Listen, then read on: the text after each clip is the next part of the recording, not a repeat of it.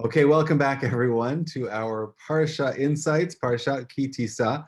We're given a little bit of a break in terms of subject matter this week. We spent the last 2 weeks looking at the Mishkan, looking at the tabernacle, and now we have a 1 week break until we get back to the tabernacle. We get back to those details, and in this 1 week we read about the extraordinary events of the sin of the golden calf. We read about the moment of the second tablets and God's forgiveness, very extraordinary moments in our history.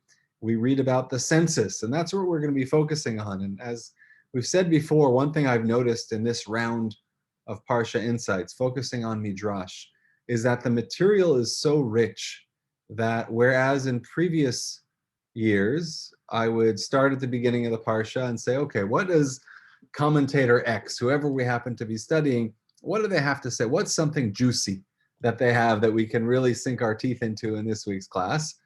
With Midrash, I often land on the very first verse because it gives us a great deal to talk about. So that's where we're going to dwell today, at the very beginning of our parasha.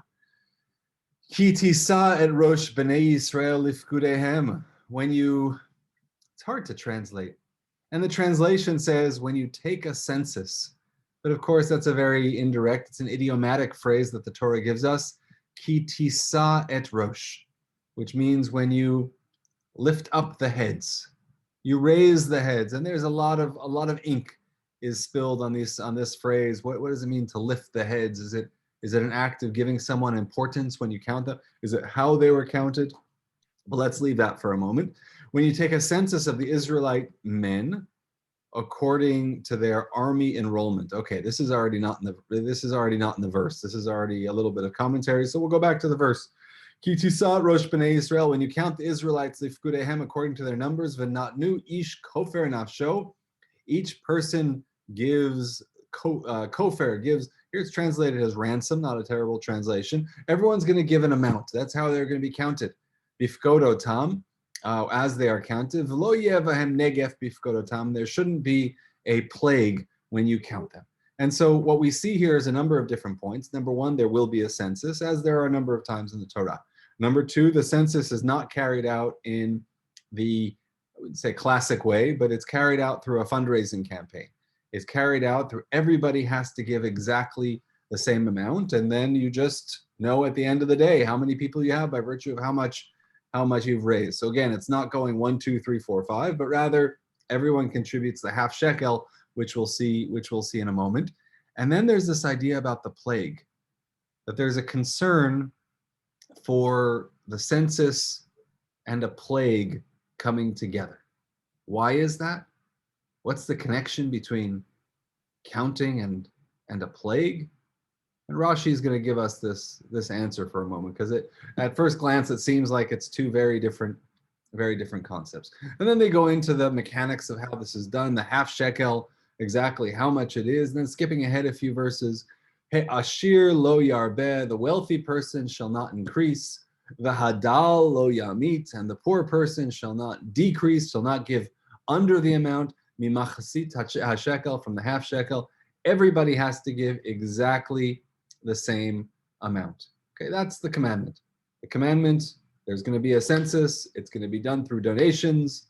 Everybody, rich, poor, everybody shall give the same amount. How serious do you think that verse is? Verse 15.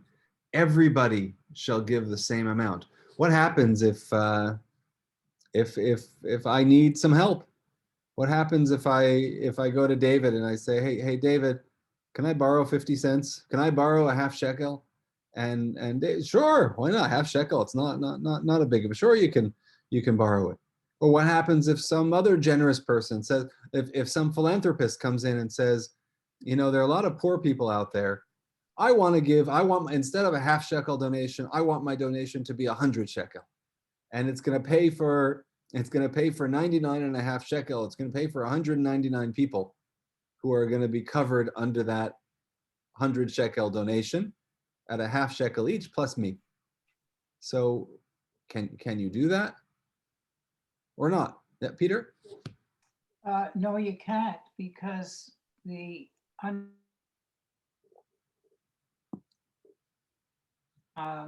the right to dignity.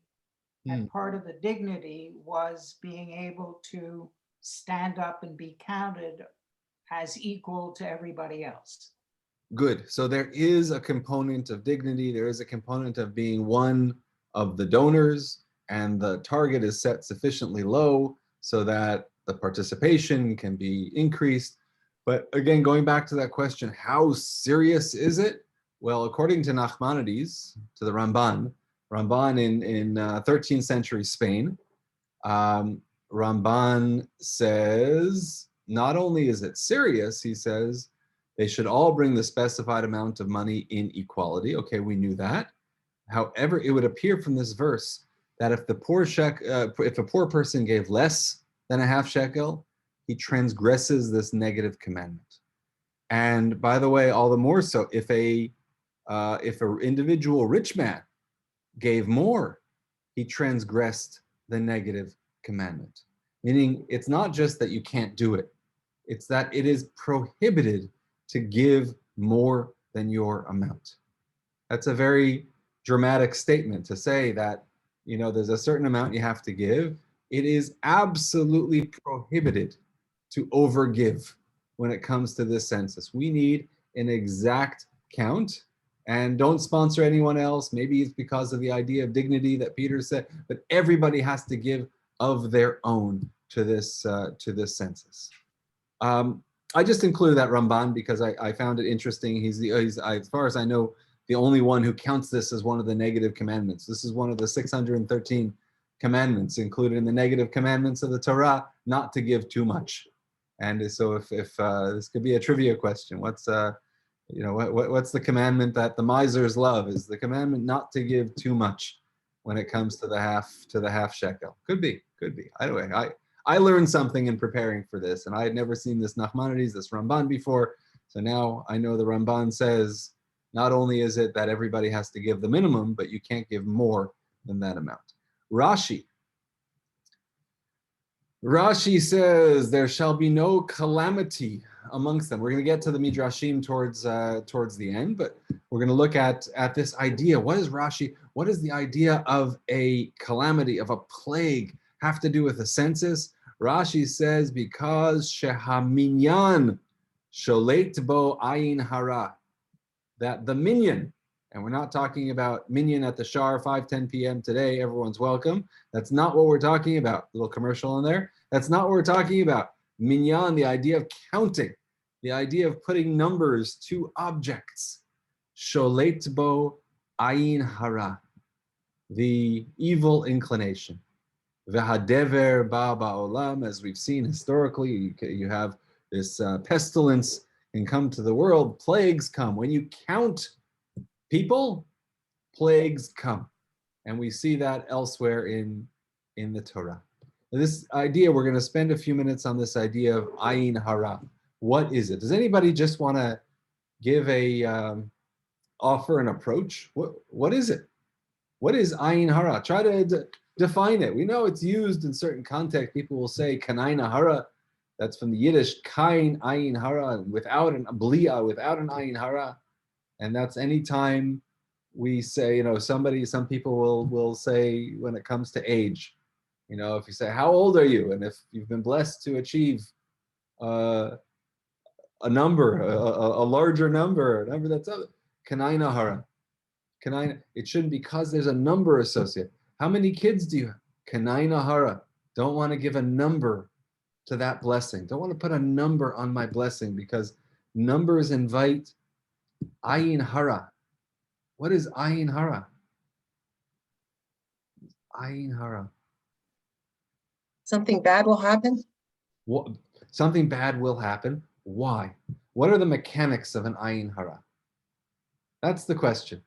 Why? Is it suddenly, are we just going all superstitious? Is suddenly are we a rational, a typically rationalist religion who needs some type of concrete explanation to everything? Are we just abandoning all of our rationalism now and say, ayin hara, yeah, because the spirits, you know those spirits, The spirits that we never talk about, the spirits that are not really a core part of our belief, they're going to get us suddenly.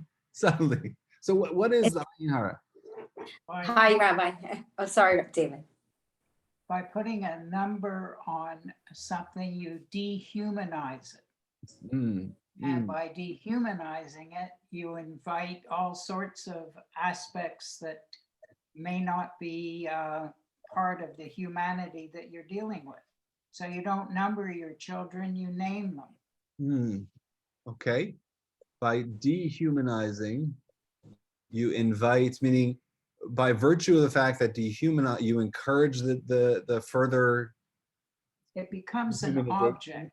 It becomes an object, and therefore it doesn't achieve the blessing. It loses its motivation. Is that it? It loses its purpose. Correct.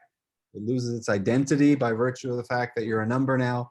Maybe that, not that the Holocaust connects to every moment and every but this is, could it be that this was the intent of assigning numbers to prisoners as opposed to names? You suddenly Very much so. You track or remove the human, the identity, the personality, the character, and replaced it with a number. Okay, beautiful.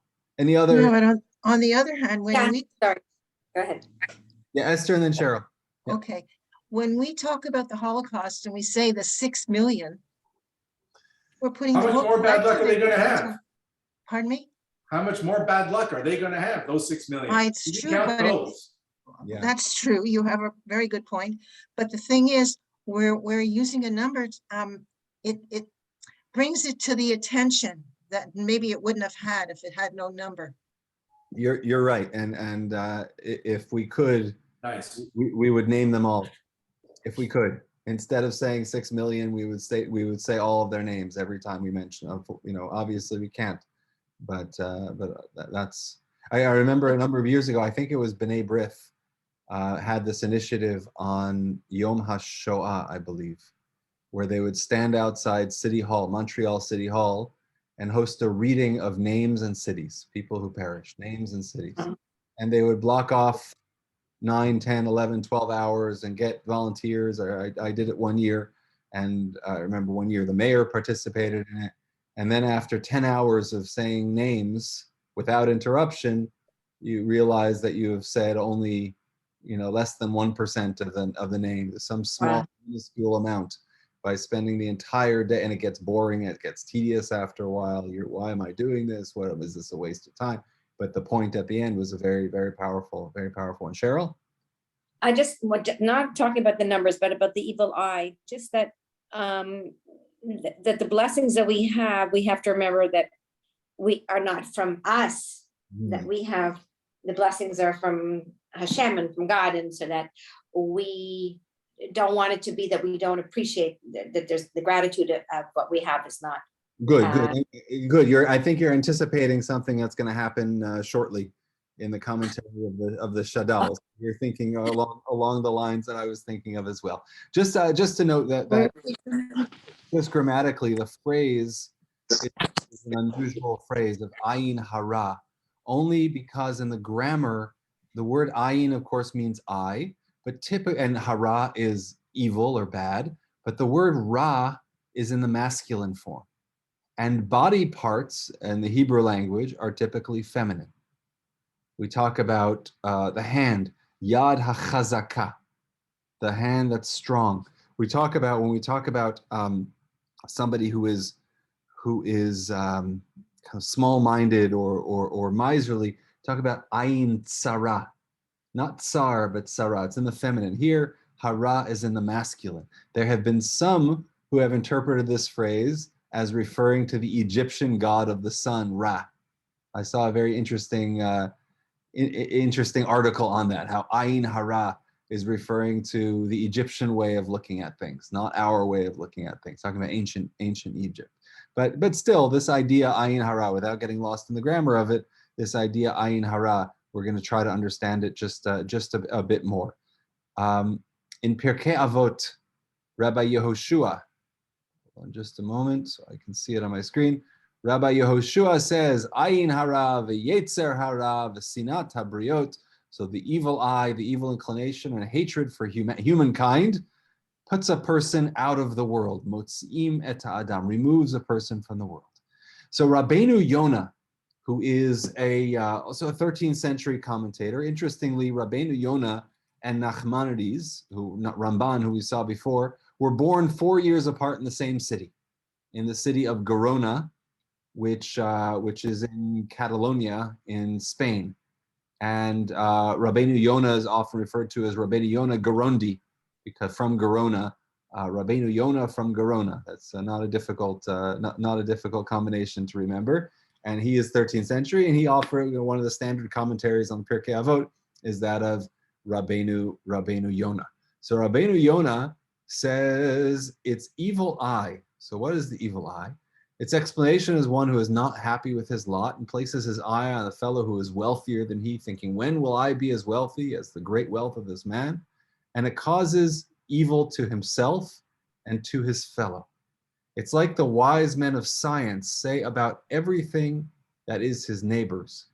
Vapor comes up from that thought and burns the thing that he puts his eye toward with an evil eye. So we're having a bit of a different interpretation of evil eye here, which we're going to see kind of double down in a moment. But Rabbeinu Yonah, reflecting the view of many, is offering I guess, a natural explanation, or trying to explain it, which is that the eye has the power to do harm, has the power to, not metaphysically, but physically do harm, that there were vapors that they believed. There were vapors that were emitted by the eye, and those vapors would damage the thing that the eye was looking at in a particular way. This is before, this is 6-7 centuries before science fiction, before anything like that has ever been written. When you see the image of the person with the lasers shooting out of their eyes, or whoever it is, whatever that power is. So we have the Jewish concept of evil eye, which is connected to this. And by the way, it's not only that he burns the others, he also burns himself inside. Since he desires things, he thought of which he does not have the ability in his hand to materialize, he destroys his own body and shortens his spirit and removes it from the world. This is what's happening when there's evil eye. This is what happens when I look at someone and I'm jealous of them, and look at how much you have. Look at the number that you have. Wow, the evil eye. So what's happening? Vapors are coming out. Okay, and that's what it means by removing a person from the world. This is a very well-known comment of Rabbeinu Yonah, one of the famous comments of Rabbeinu Yonah, which is that the eye contains the ability to shoot out vapors, and those vapors can burn up one's surroundings. Any comments or questions on this approach? Well, Rabbi, my comment would be that it's pretty similar to what you mentioned with the word Ra kind of being linked to the Egyptian sun god. I mean, vapors and things burning, and it's kind of along the same lines, I think. Great. So it contains an element of magic and of the gods of the Egyptians. There's an element of almost paganism in there also, about the ability to burn things up and to kind of take the power of that god and implement it in our own way. This idea is reiterated as well by the Ralbag. The Ralbag was from early 14th century, so a bit of a century later, and he is in Perpignan, and he says the following. He says, we have seen in the counting, about his commentary on our Parasha, on Tisa, we find the counting of men as the cause of a plague, and he gives an example of David when that happens. And we don't know exactly what the cause of it. It seems the matter relates to the evil eye, and the cause of the damage which is found in it is that certain excess vapors, which nature expels from the body, leave through the eye, and these vapors can possibly kill some people because they are poisonous to them, and due to the ease of their becoming affected by them. Okay, so I don't know if anyone was aware of your own powers, but we all have these abilities to send out poisonous vapors that can incinerate people of whom we are jealous. And this is the cause of the plague that's a consequence of the census, and therefore some of the counted men will die as opposed to others due to a difference of nature between the recipients who are affected to this. Right? We know this is already getting into somewhat of a modern medical sensibility, which is that different people have different tolerances for certain for certain elements or certain negative influences, that some of us can be exposed to a virus and have minimal impact, others will be more impacted. And it's the same thing with vapors, that there are various levels of impact. Yes, Sorrel?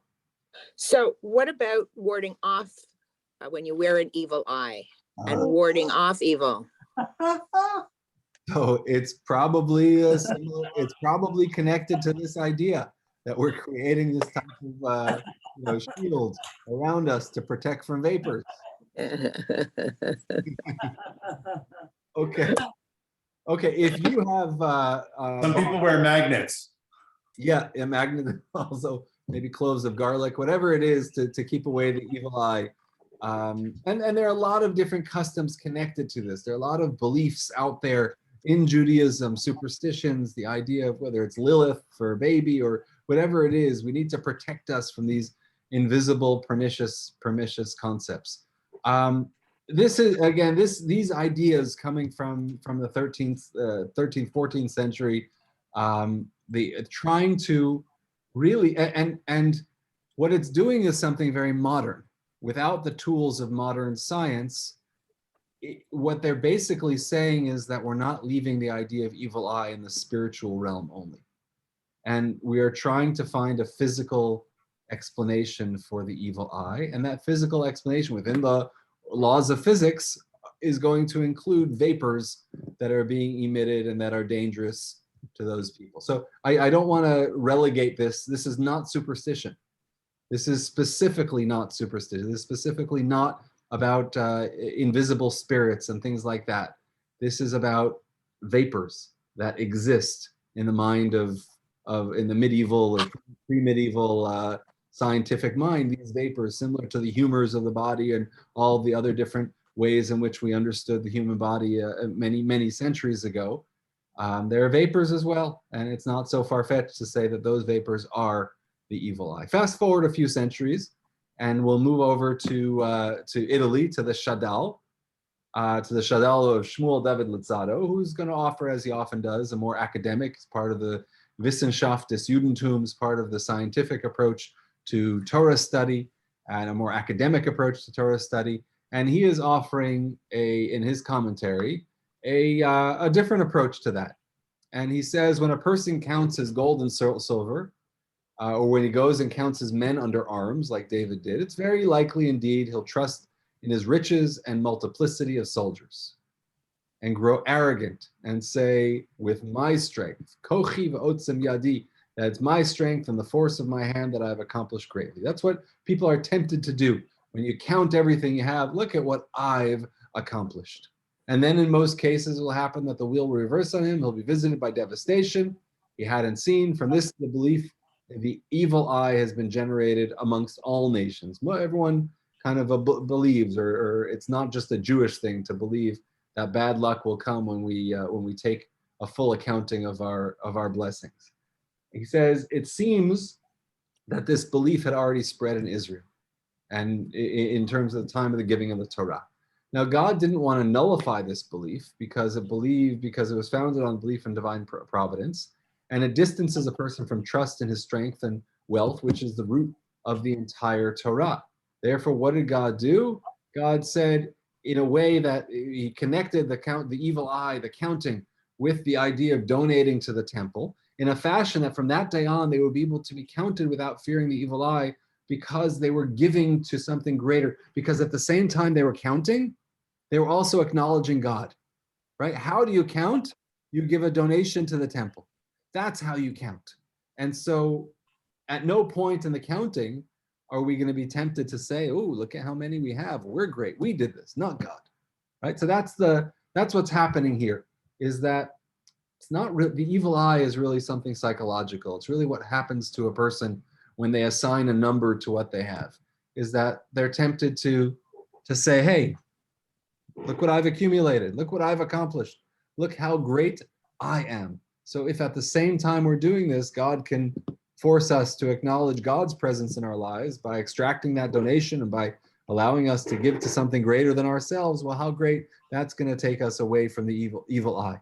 And then he rejects the philosophers such as the Ralbag that we just saw, Rabbi Levi ben Gershon, In the 14th century, he said some sought to explain it naturalistically, say that rays shooting from the eyes and so on, all in accordance with the nature of the receiver. But the sages of our generation say the reverse. Most of them mock belief in the evil eye and also many things that cannot be understood naturally.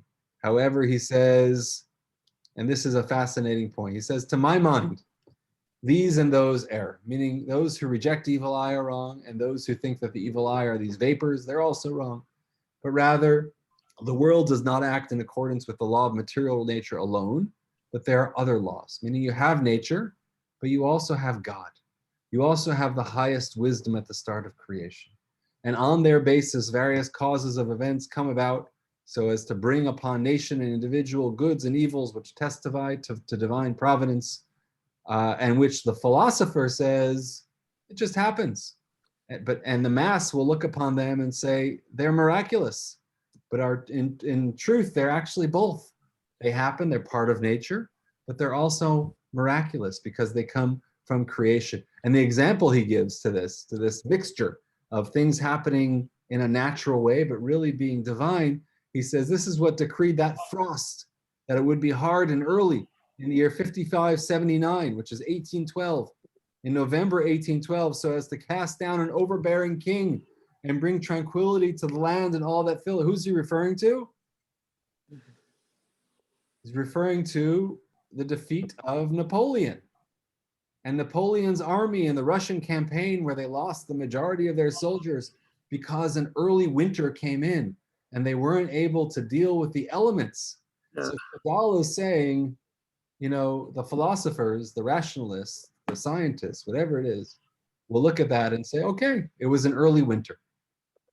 The masses will look at it and say, it's a miracle. Napoleon was defeated. He said, but the religious mind looks at it and says, it's both. Yes, it was an early winter, but that early winter was in the design of creation in order to defeat Napoleon. That's why it was there. That's what Shadal is saying. We'll leave that comment at that. So I want to, there's a Midrash I want to look at. And by the way, at the end, he quotes Voltaire. Du triomphe à la chute n'est souvent qu'un pas. Right? From triumph to downfall is often just one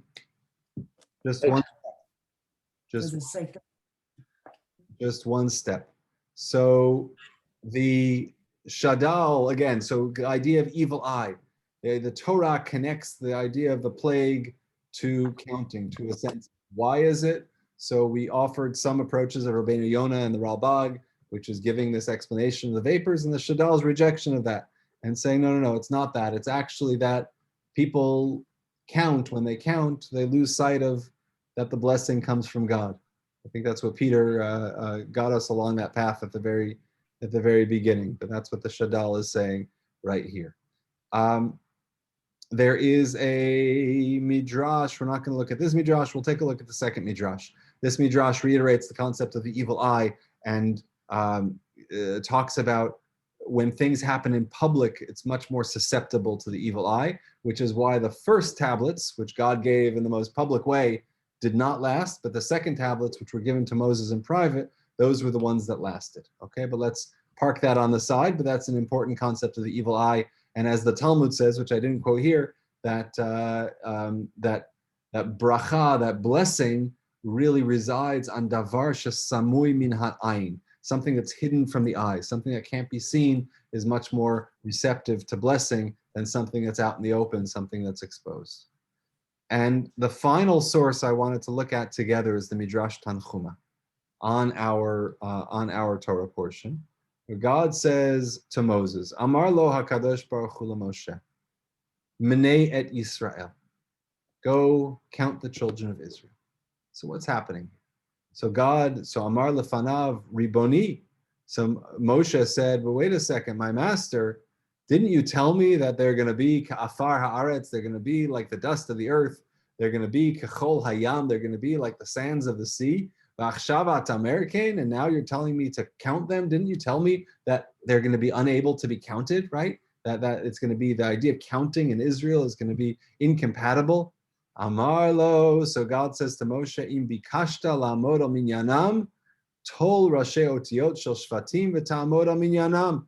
If you want to know their number, and we'll do this in the English, if you want to know their number, you need to add the first letter of their names of each of the tribes, and that'll give you the number. So it's going into gematria here.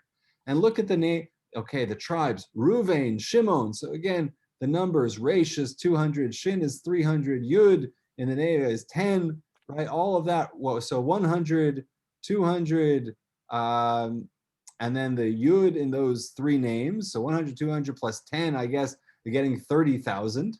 And the Nun stands for 50, which is 50,000.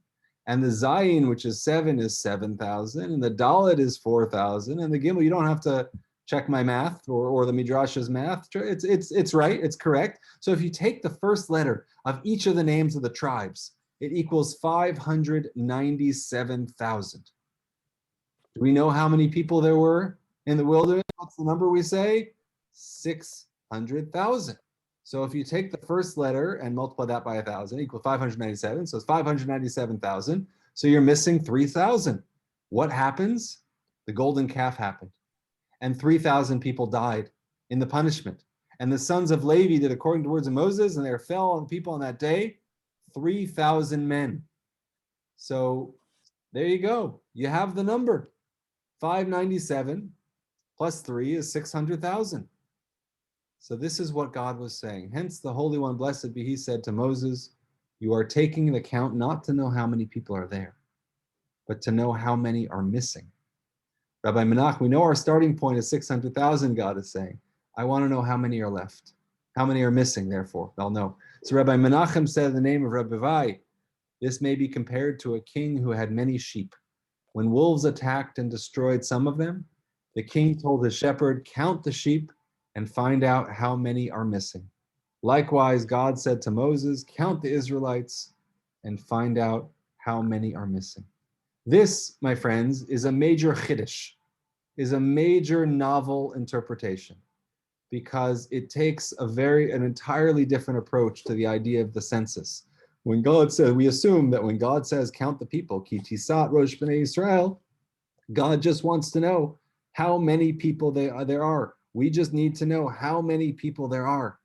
This takes a very different and a very sensitive approach, which says, okay, after a plague, and if you tell me that, wait a second, the census happens in chapter 30 and the deaths happen in chapter 32, well, there's no order to the Torah. One happens before, one happens after the other. So we're assuming the census here is taking place after the sin and after the punishment of the golden calf. And so here we go. God is saying not only how many people are there, but also how many people are missing. How many people are there. So Naomi said he already told him how many there are.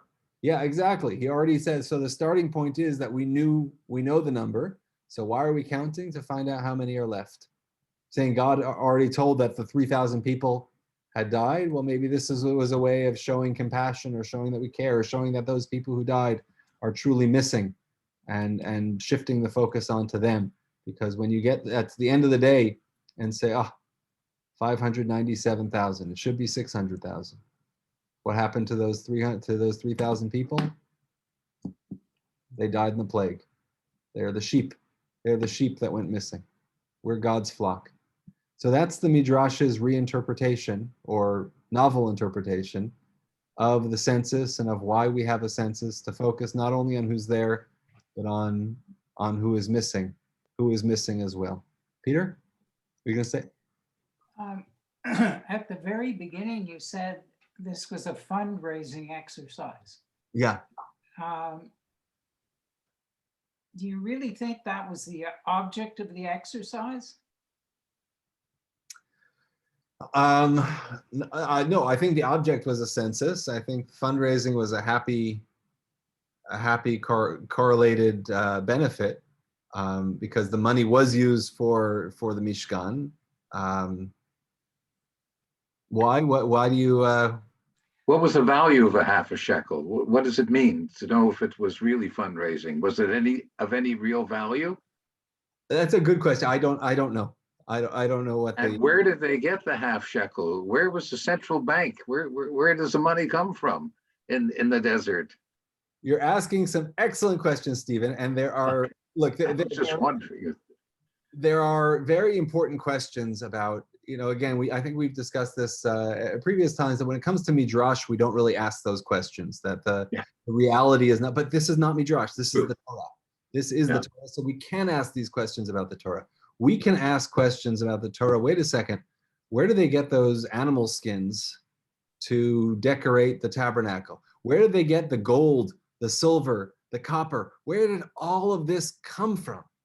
We know they left with some of the Egyptians belonged, but did all of that, I mean, was it enough to build the Mishkan? What happened? Who carried it? Where was it? Was it kept in a bank? Was it kept safely? These are excellent questions, which I can't answer al regel achat, standing on one foot right now, but these are, that is a significant question, which is trying to understand the reality of the circumstance, not just accepting it. Oh yeah, everybody went into their bank and withdrew. They had a safe deposit box and they took out their half shekel and they gave it, no problems. No, clearly there's something else to that, but there are, I guarantee there are commentators who are asking these same questions and have better answers than I can come up with right now. But just to, comment on Peter's question, I mean, if a half a shekel was it fundraising? Well, that depends what the value of it was. I assume it was a very low value since everybody had to give it, and I assume there were many poor people out in the desert. So maybe it wasn't fundraising, but yeah, I don't know. I don't know. I don't know. Like any amount. Yeah. Isn't it more important that the act of giving whatever it was, say a half a shekel, to the sanctuary was in and of itself a sign of allegiance, appartenance, belonging, whatever, and the amount is more or less irrelevant. Yeah, I think so. I think also if we understand the chronology is coming after the golden calf, the people have demonstrated their ability to give to causes, and now this is somewhat of a correcting measure and enforcing a donation to a good cause as opposed to the losing cause, which so many invested in earlier. So it could. I don't know. It's worth looking at. What the exact values in modern times are and how much they had, what percentage of their overall wealth was given away in the census. How did they earn? Was it looting when they left Egypt, which they did leave with something, as the Torah says, b'rachush, with a large collection of wealth. But was that enough for the half shekel or otherwise? I don't know.